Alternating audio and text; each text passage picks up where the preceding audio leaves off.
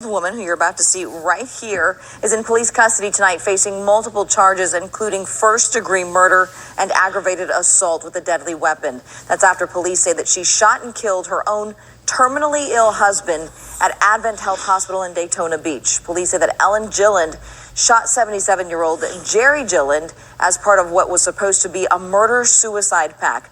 West 2's Haley Krumholm walks us through the weeks leading up to the shooting and what happened next.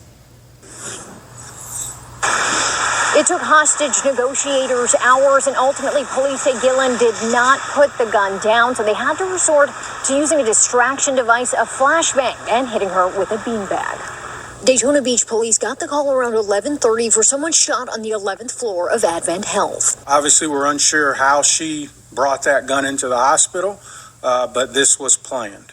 Police Chief Jakari Young says because the husband, Jerry Gilland, was terminally ill, he and his wife, Ellen, made a pact about 3 weeks ago to go through with a murder-suicide if Jerry continued to take a turn for the worse. Apparently, the goal was for him to do it, but he did not have the strength, so she had to carry it out for him.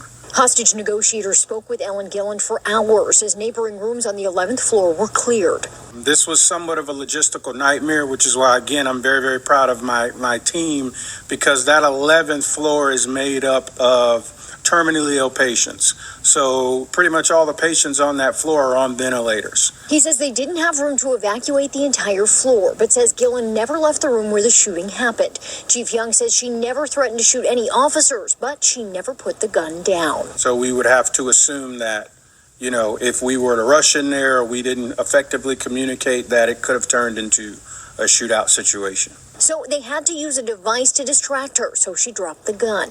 It's called a flashbang that the SWAT team uses. They use it. It just makes a loud noise. It's like I'm pretty sure you're familiar with that.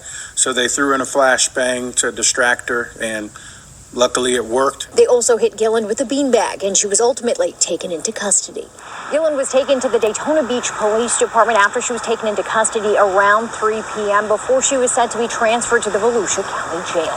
In Daytona Beach, Haley Krumholm, West 2 News. Tonight, we're still working to determine if the hospital did have metal detectors and how that woman may have gotten a gun into her husband's hospital room. Meanwhile, Advent Health is responding to tonight's shooting with this statement saying, quote, "We're devastated by the tragedy that unfolded at the Advent Health Daytona Beach campus today. Our prayers are with those impacted, and we are grateful for the Daytona Beach Police Department in helping to ensure the safety of our patients, team members, and visitors."